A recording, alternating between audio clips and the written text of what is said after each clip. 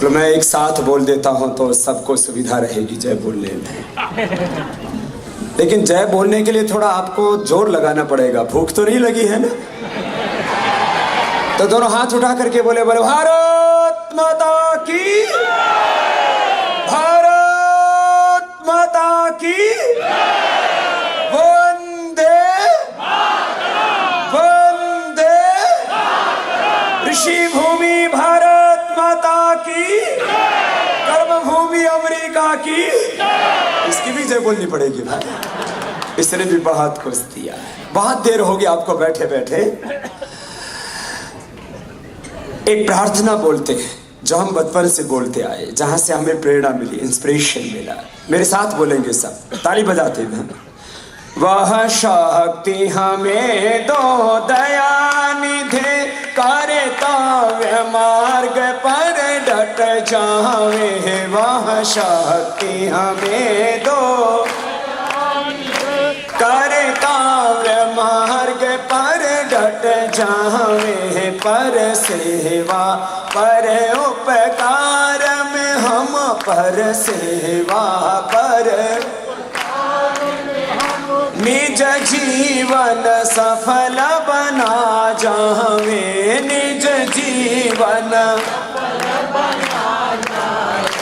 निज आन मान मर्यादा का, निज प्रभु ध्यान रहे, अभिमान रहे, प्रभु ध्यान रहे। आप तो इतना अच्छा गाते हैं, ऐसा लगता है मैं भारत में ही आ गया। निज आन मान मर्यादा का, निज प्रभु ध्यान रहे, अभिमान रहे, प्रभु जिस देश में हमने जन्म लिया, जिस देश में हमने जन्म लिया, बलिदान उसी पर हो जावे। बलिदान उसी पर हो जावे। वह शक्ति हमें दो दया निधे, वह शक्ति हमें दो दया निधे, करताव्य मार्ग पर डट जावे। करताव्य मार्ग पर डट जावे।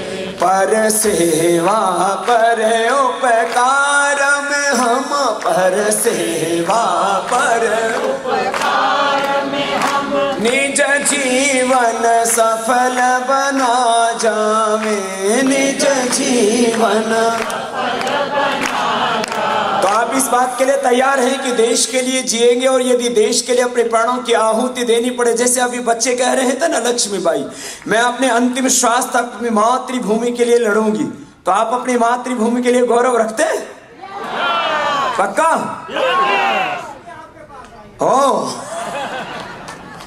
हो जाओ तैयार साथियों, हो जाओ तैयार, हो जाओ।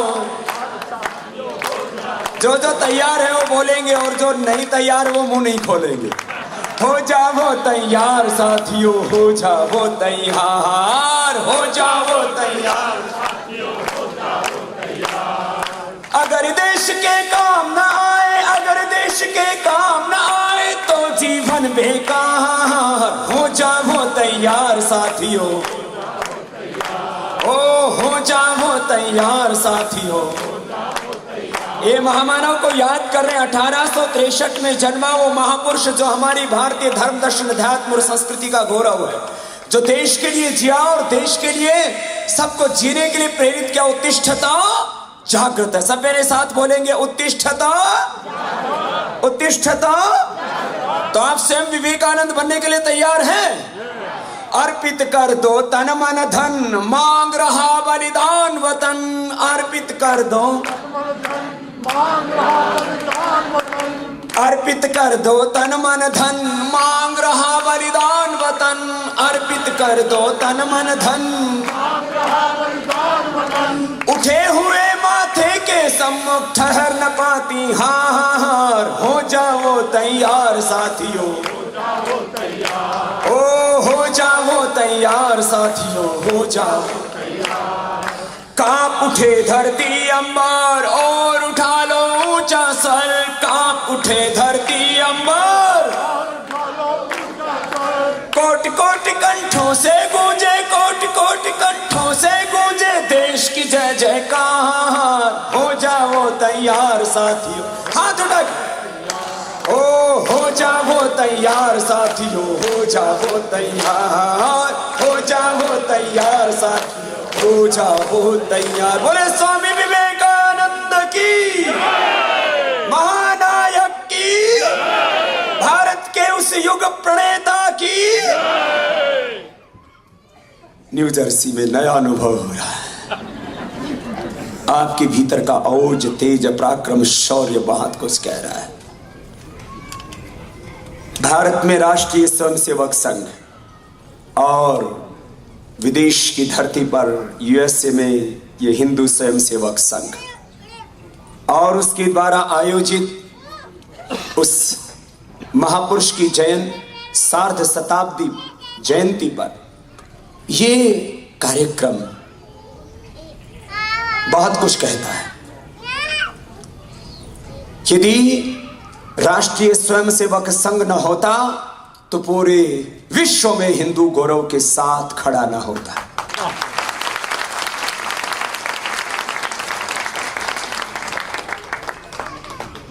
डॉक्टर हेडगेवार जी, श्रद्धेय गुरु जी गोलवलकर जी, रज्जू भैया जी से लेकर के बहुत पावनी परंपरा है राष्ट्रीय स्वयंसेवक संघ के सरसंचालकों की। महात्मा जैसा जिनका जीवन, ऐसा आदरणीय श्री सुदर्शन जी, और वर्तमान में संघ का नेतृत्व एक सिंह की तरह करने वाले आदरणीय भागवत जी। बहुत सी चुनौतियों का दौर और उसमें संघ को एक सिंह की तरह जो साहसपूर्ण निर्णय लेने चाहिए थे, वो निर्णय आदरणीय भागवत जी ने लिए। इसके लिए उनका भी मैं अभिनंदन करता हूं।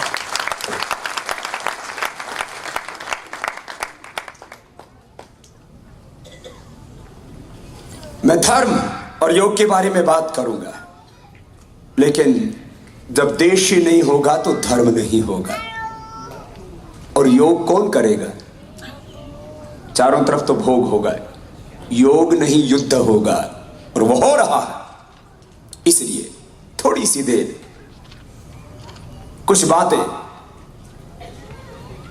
युग धर्म की, राष्ट्र धर्म की करके फिर धर्म और योग धर्म पर आऊंगा।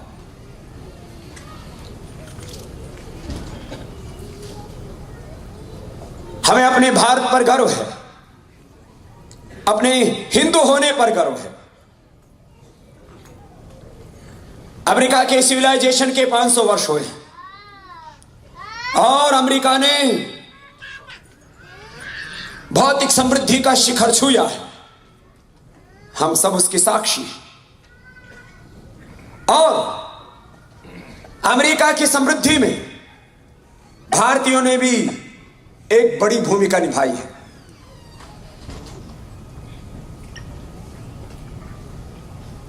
पूरे भारत में 125 करोड़ लोगों का देश, और उसमें जितना टैक्स कलेक्शन होता है, कहां 125 करोड़ और कहां हमारे अमेरिका के ये प्रवासी भारतीय, करीब 25 लाख की संख्या मात्र। 25 लाख तो हिंदुस्तान के एक छोटे से शहर में लोग बसते हैं और शायद एक दिन में पैदा भी हो जाते हैं। लेकिन ये 25 लाख की आबादी, 125 करोड़ लोग जितना टैक्स पे करते हैं, उसका 1/3 करीब 6 लाख करोड़ रुपए आप लोग अमेरिका गवर्नमेंट को टैक्स देते हैं। ये बहुत बड़ी बात है। यहां यूएस नंबर 1 हुआ करते थे पर कैपिटा इनकम में, आज प्रति व्यक्ति के समृद्धि के इस मूल्यांकन में भी आपने जो जूस पूरी दुनिया में अपने बुद्धि बल और अपने धन बल के आधार पर अपने फिर उससे राज बल अर्जित कर लिया, उससे राज करते हैं। उन जुइसों को भी आप एनआरआईओ ने पीछे छोड़ दिया है। आपको बधाई है, अभिनंदन है, आप में बहुत ताकत। बस इसमें पॉलिटिकल विल आपको और अर्जित करनी है।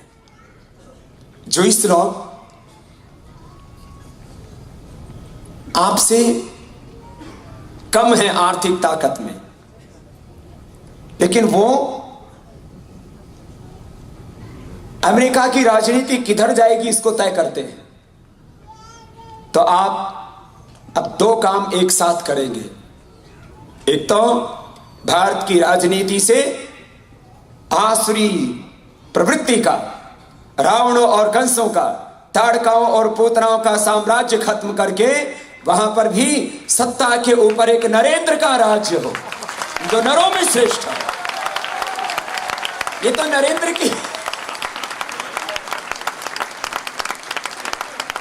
की हम सार्ध शताब्दी मना रहे हैं ना। नरेंद्र विवेकानंद हो जाते हैं तो नरेंद्र सिंहासन पर आसीन भी हो जाते हैं, होंगे। और कोई रास्ता नहीं है। हमारे पूज्य श्रद्धेय वंदनीय हमारी सन्यास परंपरा के गौरव, और जब वो बोल रहे थे तो ऐसा लग रहा था कोई आदि शंकराचार्य बोल रहा है। हमारी संस्कृति की, संस्कृत की वो पावनी परंपरा। वो कह रहे थे हमने पहले किसी को छेड़ा नहीं, और यदि किसी ने छेड़ा तो उसको छोड़ा नहीं। ये मैं हिंदी करके बता रहा हूं। स्वामी महोदयाः संस्कृतं वदति स्म, अहमपि वक्तुम् अर्हामि, परं यदि अहं वदिष्यामि भवन्तः सर्वं न अवगमिष्यन्ति, तदर्थम अहम राष्ट्रभाषां वदामि। तो उन्होंने जो ठेठ संस्कृत में बोला, मैं ठेठ हिंदी में बोल रहा हूं। उन्होंने कहा कि हमने किसी को छेड़ा नहीं, और जिसने हमको छेड़ा उसको छोड़ा नहीं। लेकिन आज के प्रधानमंत्री ऐसे हैं, उनको सब छेड़ते रहते हैं। वो सब छेड़ते रहते हैं। देशी तो छेड़ते हैं, विदेशी भी छेड़ती है, और वो बेचारे कुछ नहीं बोलते।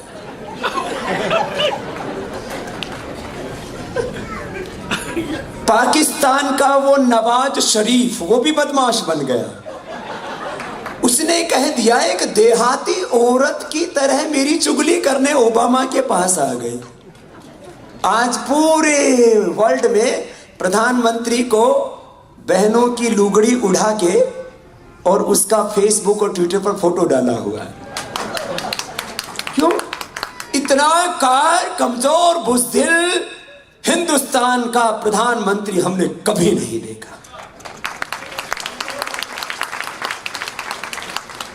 अरे वो विदेशी मैडम जो उसको नाच नचाती है सो तो कोई बात नहीं, वो छुटका सोशल मीडिया का वो भोंदू और पप्पू, वो शहजादा कहता है जब ऑर्डिनेंस पास किया कि अपराधियों का भी स्वागत है कांग्रेस में, वो भी अपराधी भी चुनाव लड़ेंगे, ऑर्डिनेंस पास कर दिया। किसने पास कराया था? वो पास कराया था मैडम सोनिया ने। वो पास कराया था, सरदार तो है लेकिन असरदार नहीं, ऐसे मनमोहन सिंह ने। वो पास किया था वहां की कैबिनेट ने। तो ये लोंडा, यूपी की भाषा में लोंडा बोलते हैं, ये राजकुमार, ये शहजादा, ये है क्या भाई? अरे भैया, तुम ना पीएम हो, ना कोई सीएम हो, ना तुम्हारी कॉन्स्टिट्यूशनल पावर क्या है? तुम कहते हो क्या नॉनसेंस, उसको कूड़े में फेंक देना चाहिए। यदि प्रधानमंत्री में थोड़ी भी इज्जत है तो इनको इस्तीफा दे देना चाहिए। क्योंकि भाई तुम सुप्रीम पीएम कैसे हो सकते हो? देश लोकतंत्र से, संसद से, संविधान से चलता है। तुम्हारे पास में क्या कॉन्स्टिट्यूशनल पावर है? कौन सी डेमोक्रेटिक पावर है? नॉनसेंस, कूड़े में फेंक दो, थोड़े दिन में रख जाओ, थोड़े दिन और रुक जाओ, देश तुम्हें कहां फेंकेगा और तुम कहां मिलोगे ढूंढते रह जाओगे। सुप्रीम पीएम, सुप्रीम कैबिनेट, फिर कहते हमको वोट दो। अरे तुम अब कुछ नहीं कर पा रहे, बाद में क्या कर पाओगे? राजनीतिक पंडित 5 तरह की अटकलें लगा रहे हैं। मेरे से रोज पूछा जाता, आप मीडिया में इंटरव्यू सुनते रहते हो मेरे, बाबा जी 273 कैसे आएंगी? मैंने कहा 273 नहीं 300 आएंगी। संख्या बोलते हैं, 273 सीटें कैसे आएंगी? मैंने कहा 300 आएंगी। और महात्मा गांधी का जो सपना था, उन्होंने कहा था जब भारत आजाद हो गया 1947 में ही कि अब कांग्रेस को खत्म कर देना चाहिए, वो सपना संकल्प भी पूरा होगा 2013 में। ये 100 से भी कम में सिमट जाएगी ये पार्टी, 100 से भी कम में। और क्योंकि मैडम सोनिया की तबीयत नासाज रहती है और बेटा नादान है, इसलिए ये पार्टी अपने आप ही अपने कर्मों से ही, अपने कुकर्मों से ही, विनाश काले विपरीत बुद्धि, अपने आप ही नष्ट हो जाएगी। इसको नष्ट करने के लिए हमको काम नहीं करना, हमें तो भारत को विश्व की आध्यात्मिक और आर्थिक महाशक्ति बनाने के लिए काम करना है। इसलिए हमारा टारगेट वो पार्टी नहीं है, हमारा टारगेट है जैसा ऑक्सफोर्ड हार्वर्ड यहां ब्रिटेन में है, अमेरिका में है, ऐसे हम सैकड़ों ऑक्सफोर्ड और हार्वर्ड हिंदुस्तान में खड़े कर दे। ये हमें काम करना है। आज पूरी दुनिया की 200 यूनिवर्सिटियों में एक भी नंबर नहीं आता हिंदुस्तान की किसी यूनिवर्सिटी का। जिस भारत ने पूरे विश्व को ज्ञान की दीक्षा दी, एतद्देश प्रसूतस्य सकाशाद् अग्रजन्मनः स्वं स्वं चरित्रम शिक्षरम पृथिव्यां सर्वमानवाः। हमें भारत पर इसलिए गर्व है कि भारत ने पूरी दुनिया को सबसे पहले एजुकेशन सिस्टम दिया।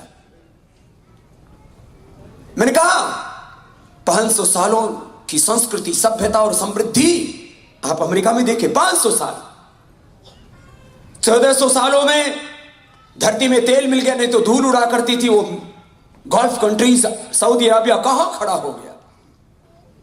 वहां गगनभेदी इमारतें खड़ी हो चुकी हैं। 2000 सालों में यूरोप ने आविष्कारों, अनुसंधानों, ज्ञान बल और सैन्य बल के आधार पर नहीं, छल बल के आधार पर यद्यपि पूरी दुनिया में लूट की, लेकिन फिर भी खड़ा हुआ। हम सलाम करते हैं उसके 2000 साल पुराने संघर्ष को भी।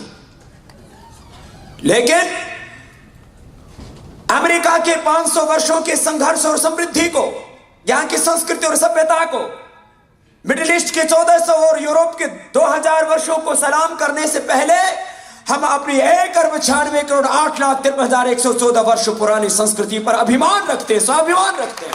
यह हर एक भारतीय के हृदय में होना चाहिए।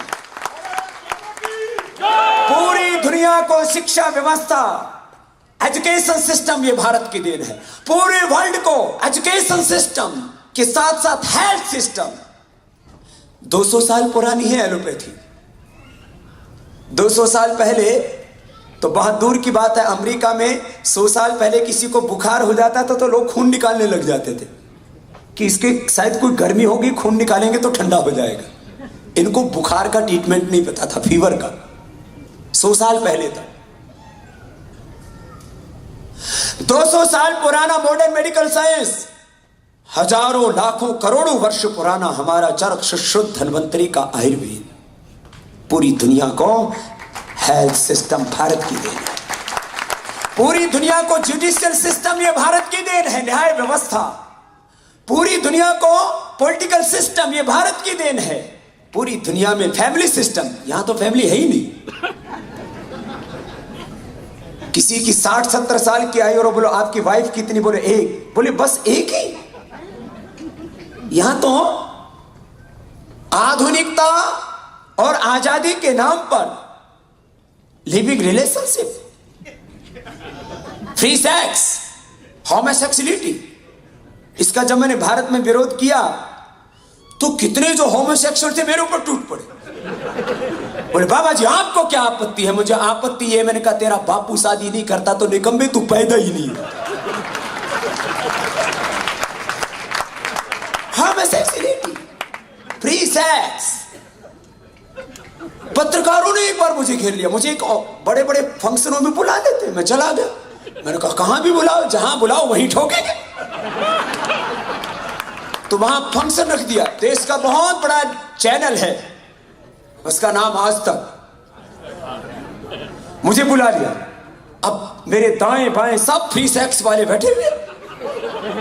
मेरे से बोले बाबा जी आप इसका अपोजिशन कर रहे हैं। मैंने कहा मैं तो करूंगा, मैं तो संयम और सदाचार की ही बात करूंगा, क्योंकि हिंदुस्तान दुराचार का देश नहीं, भ्रष्टाचार और बलात्कार का देश नहीं, ये सदाचार का ही देश है, मर्यादा का देश है। इसलिए मर्यादा पुरुषोत्तम राम की पूजा करें। बोले बाबा जी आपको फ्री सेक्स से आपत्ति क्या है? मैंने कहा मुझे तो आपत्ति नहीं, शायद आपके बच्चों को जरूर आपत्ति होगी। मैंने कहा तुम यदि फ्री सेक्स की बात करोगे तो तुम्हारी औलाद को यह भी नहीं पता लगेगा ये पैदा किससे हुई है। समझे ही नहीं। बोले बाबा जी हम करें तो आपको दिक्कत क्या है?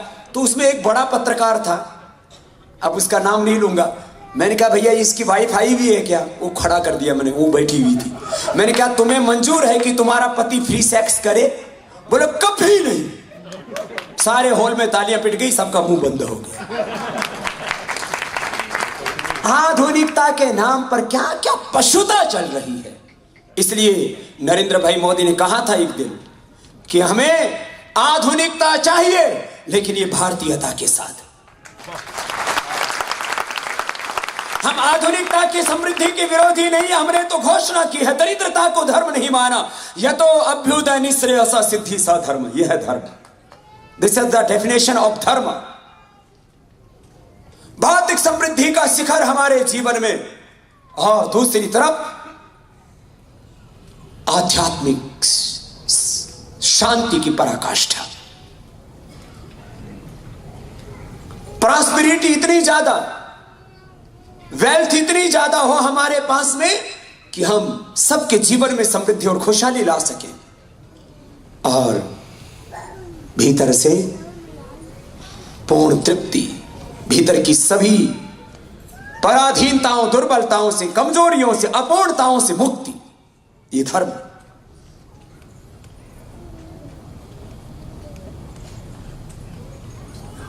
धर्म,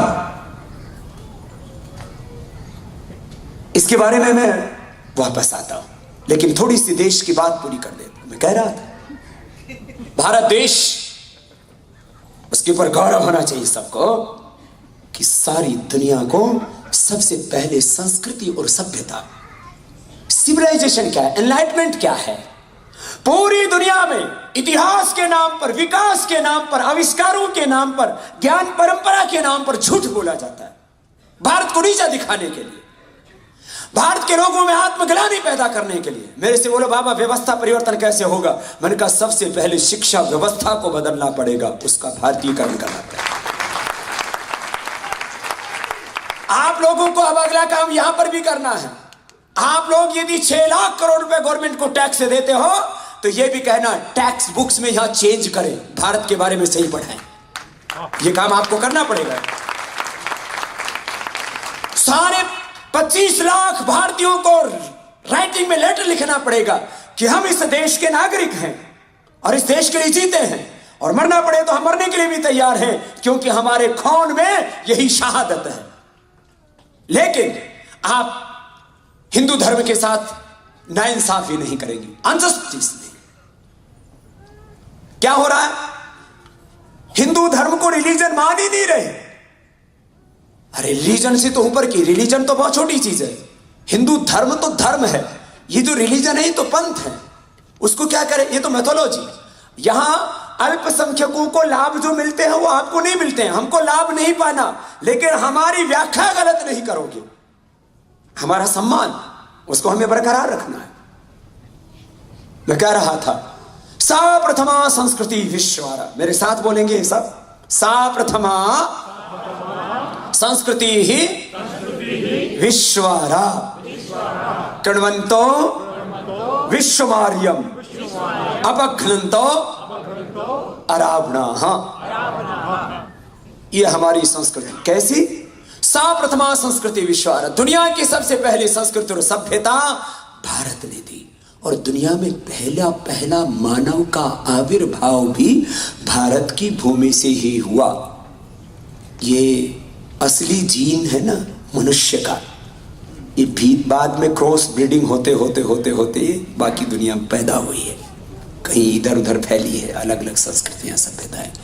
ओरिजिनल जीन मनुष्य का और ऋषियों का, रॉयल ब्लड है और ईश्वरीय जो तत्व है, ब्रह्म तत्व है। ऐसे तो सारा शरीर, ये सारा ब्रह्मांड ब्रह्म का ही है, लेकिन इस शरीर में सबसे पवित्र क्या है? मस्तिष्क। ऊर्ध्वं गच्छन्ति सत्त्वस्थाः मध्ये तिष्ठन्ति तामसाः जघन्य गुण वृत्तिस्था अधो गच्छन्ति तामसाः नहीं जाने न सदृशम पवित्रम युत। जैसे शरीर में, पिंड में मस्तिष्क का स्थान है, ऐसे ही ब्रह्मांड में भारत का स्थान है। इसलिए सभी देवात्माएं वहीं पैदा होती। ऐसी उस पुण्य भूमि पर सबको गौरव होना चाहिए और उसके बारे में सबको चिंता करनी चाहिए, चिंतन करना चाहिए, क्योंकि हमारी जड़ें उस भारत से जुड़ी है। माना कि आप सब बहुत शक्तिशाली हो रहे हैं और शक्तिशाली बनना है। मैं तो कहता हूं हेल्थ में, नॉलेज में, कैरेक्टर में, वेल्थ में हमें नंबर 1 ही बनना है। दूसरे दर्जे की जिंदगी ये जिंदगी नहीं होती है, प्रथम कोटि की जिंदगी। और भारत को भी प्रथम कोटि का राष्ट्र बनाना। क्यों? भारत शक्तिशाली होगा तो धर्म की विजय होगी, तो सत्य की विजय होगी, तो न्याय की विजय होगी। भारत शक्तिशाली होगा तो पूरी दुनिया में समृद्धि होगी। भारत शक्तिशाली होगा तो पूरी दुनिया में शांति होगी। इसलिए स्वामी विवेकानंद ने कहा, इसलिए योगी श्री अरविंद ने कहा कि भारत के उदय में ही विश्व का उदय है। और यह युग निर्माण का काम जिसका स्वप्न देखा था हमारे कोटि कोटि ऋषि मुनियों ने, महर्षि दयानंद ने, स्वामी विवेकानंद, श्री अरविंद ने, और युग निर्माण की संकल्पना को लेकर के पूरे विश्व में एक वैचारिक क्रांति का सूत्रपात किया। वर्तमान युग में वेद मूर्ति, तपो मूर्ति पंडित श्याम शर्मा ने वो युग निर्माण का काम भी अब होगा। सब महापुरुषों के स्वप्न साकार होंगे। ये हिम्मत हारने का वक्त नहीं है। अरे आज जिन परिस्थितियों में हम जी रहे हैं वो बहुत अनुकूल परिस्थितियां हैं। माना कि ऐसे में भी आसुरी शक्तियां कष्ट तो देती ही, वो तो अपना काम करेंगे। लोग बोलते बाबा जी वो ऐसा कर रहे हैं, वो ऐसा कर रहे हैं, कैसे होगा? अरे मैंने कहा वो तो ऐसा वैसा करेंगे ही, हमको क्या करना, हमको सोचना। स्वामी विवेकानंद जी के पास में सैन्य बल नहीं था, स्वामी विवेकानंद के पास में राजबल नहीं था, स्वामी विवेकानंद के पास में धन बल नहीं था। सैन्य सत्ता, राज सत्ता और धन सत्ता से नहीं, उन्होंने तो सत्य धर्म की सत्ता के बल पर, ईश्वरीय सत्ता के बल पर पूरी दुनिया को एक नव जागरण का संदेश दिया। और प्रतिकूलताएं तो चलती रहती है। अपने महापुरुषों ने कितने कष्ट झेले हैं। गुरु गोविंद सिंह के दोनों बच्चों को उनके आंखों के सामने दीवारों में चिन्ह दिया जाता है, गुरुओं के शीश कत्र कर दिए जाते हैं। आदि शंकराचार्य को 31 वर्ष की उम्र में जहर देकर के मार डाल दिया जाता है। स्वामी विवेकानंद जी 39 वर्ष की आयु में 31 बीमारियों से पीड़ित होकर के तरफते दम तोड़ देते, कोई साथ में खड़ा नहीं होता है। स्वामी दयानंद को 17 बार जहर दे दिया जाता, 18वीं बार तो संख्या आर्सेनिक दे दिया जाता है।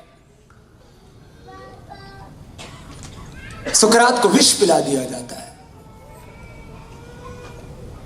कितने कष्ट सहे अपने महापुरुषों ने, उनके नाखून के बराबर भी हम कष्ट नहीं सह रहे। मेरे से कहा बाबा आचार्य बालकृष्ण को जेल में डाल दिया, ED, sale tax, income tax, बाबा के नाम 1 रुपए नहीं, 1 इंच जमीन नहीं, मैं खड़ा हूं तुम्हारे सामने, और अब तो मैं कहूंगा 2 कपड़े से ज्यादा कपड़े भी नहीं, 2-3 जोड़ी लेके आया था, वो भी एयरवेज की उसमें फ्लाइट में घूम रहे। हमने कहा 2 कपड़े ही जिंदाबाद। हमारी रिक्वायरमेंट्स कितनी है? आप लोग सुबह से शाम तक हिसाब किताब लगाते रहते, कितनी रिक्वायरमेंट है? तन ढकने के लिए 2 कपड़े, और इनकी भी जरूरत नहीं है, थोड़ी देर में इनको भी उतार के अभी योगा भी सिखा के जाओ। वैसे तो जो हमारे जैन मुनि रहते हैं ना, दिगंबरी रहने का बड़ा मजा है। रात को हम वैसे ही रहते हैं, दिन में आप लोगों के लिए पहन लेते हैं।